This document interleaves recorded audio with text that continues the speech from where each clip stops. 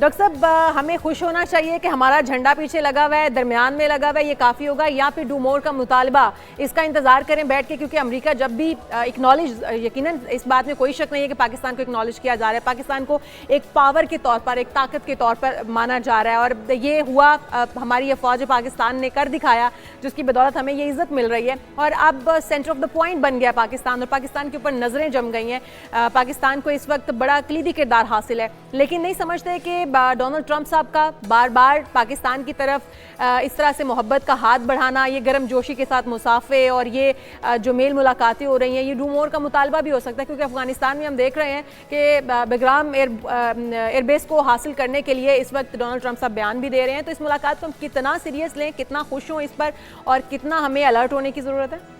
देखें, पाकिस्तान का फ्लैग तो कहीं भी दिखाई देगा ना, तो हमें वैसे पाकिस्तानी खुशी होगी। मैं तो कहूँगा कि बल्कि पाकिस्तान जो है, जिसको कहना चाहिए कि वो अब सेंटर स्टेज पे है और पूरी दुनिया की तवज्जो है पाकिस्तान पे।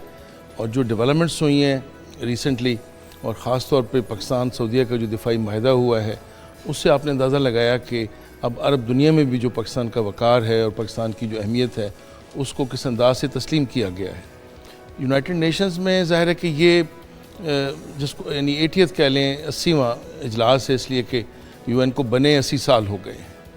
और दिलचस्प बात यह कि ट्रंप ने अपनी तकरीर में तनकीद का निशाना बनाया यूएनओ को।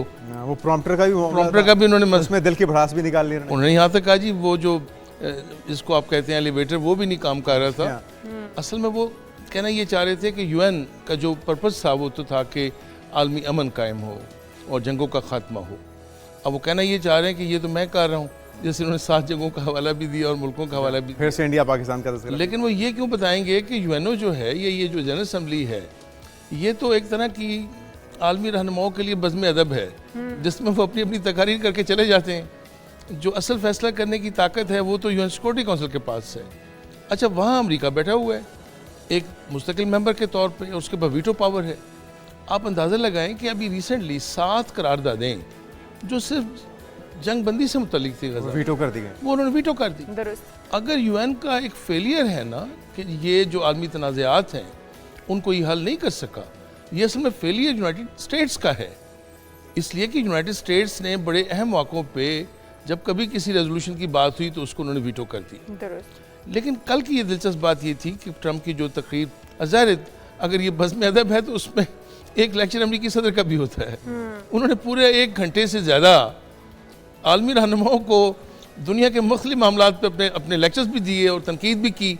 और उसमें लुबेलुबाब ये लग रहा था कि उन्हें अमन का नोबेल इनाम लाजमी मिलना चाहिए। वो बज़िद थे कि जी बिल्कुल उनको मिलना चाहिए।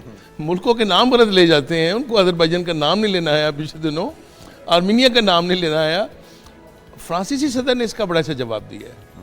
मैक्रोन ने कहा कि देखें, आप अगर ये क्लेम कर रहे हैं कि आपको नोबेल प्राइज़ मिलना चाहिए, पीस प्राइज़, तो फिर ये जो गज़ा है, अगर ये नहीं ख़त्म होता और यहाँ जंगबंदी नहीं होती। अब मुझे बताएं, कल यूएनओ की मीटिंग भी हो रही है, तमाम आलमी रहनुमा मौजूद है, और इजराइल की जो बर्बरियत है वो उसी तरह से जारी है गज़ा में। कल भी उन्होंने 50 से ज़्यादा फ़लस्तीनियों को शहीद किया है बाकायदा। अब गज़ा में और मगरबी किनारे में तो इजरायली अपनी को 3 डिवीजन से ज़्यादा फौज ले आए हैं, ग्राउंड उनके ट्रुप्स हैं। प्रोफेसर, गुजारिश ये है कि हम ये जो चेंज ओवर देख रहे हैं अरब दुनिया के अंदर, मगरबी दुनिया के अंदर, तो ये तो बड़ा एक पॉजिटिव चेंज हमें दिखाई दे रहा है। फ़लस्तीन के हक़ में नेतन्याहू के मसाइल के ख़िलाफ़ मफादात तो उन ममालिक की भी वाबस्ता हैं और तवील अरसे से हैं, अब भी वो उनके अला ही रहे हैं। लेकिन डोनाल्ड ट्रंप की जो पॉलिसी, हम इससे पहले देखते रहते कि थिंक टैंक्स जो अमेरिका के थे या पेंटागन की तरफ से जो सुदूर होते थे उनके ऊपर भी दबाव होता था, पॉलिसी उनकी चलती थी। अब ये ज़ाती उनकी पसंद नापसंद है, वो कारफरमा है इस जंग को बढ़ाने के लिए और रोक नहीं पा रहे उन्हीं की ख्वाहिश के मुताबिक, और मगरबी दुनिया का जो झुकाव है वो फ़लस्तीन की तरफ होना, आपको लगता है कि एग्जैक्टली किसका पलड़ा भारी होगा, किसकी बात सुनी जाएगी? ज़ाती तौर पे डोनाल्ड ट्रंप की, अमरीकी बज़ाते खुद क्या चाहते हैं?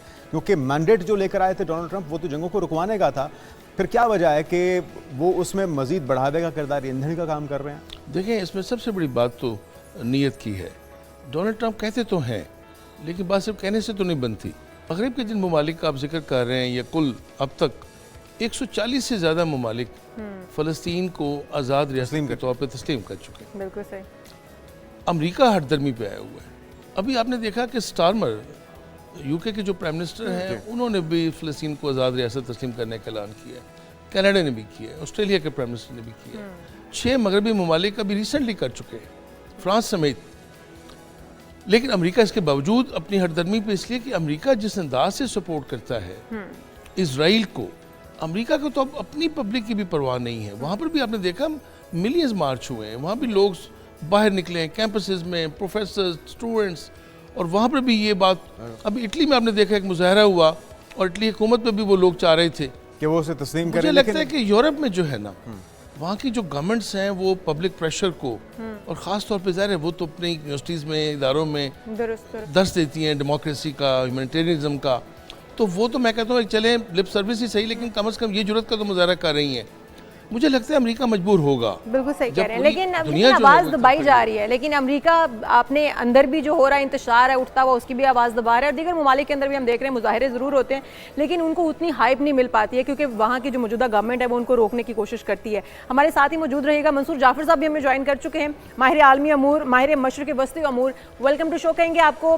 मंसूर जाफर साहब, इस वक्त तमाम जो मुस्लिम रहनुमा हैं उनकी मुलाकात हो रही है डोनाल्ड ट्रंप साहब से, और एक के बाद एक तमाम ममालिक जो हम देख रहे हैं कि इजराइल को, फ़लस्तीन को तस्लीम करना शुरू कर चुके हैं।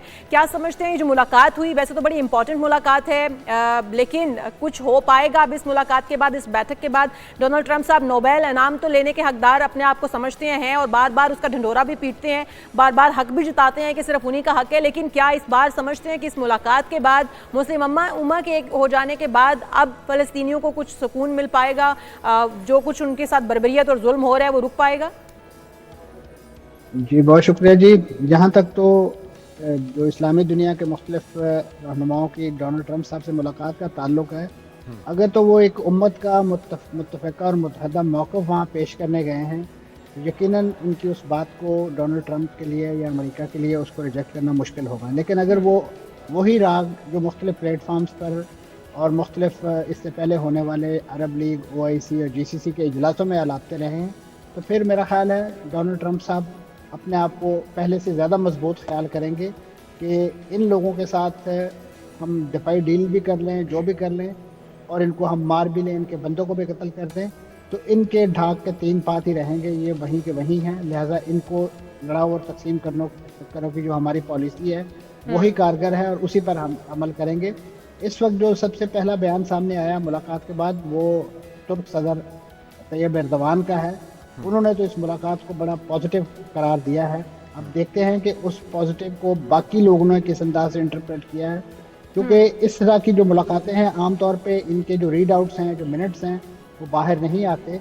ये इसी तरीके से जो चीज़ें किसी फरीक के हक में होती हैं वो मीडिया लीक्स की सूरत में हमारे सामने आती हैं, लेकिन असल चीज़ वही है कि जो ग्राउंड पर एक्टिविटी हमें ट्रांसलेट होती दिखाई देगी।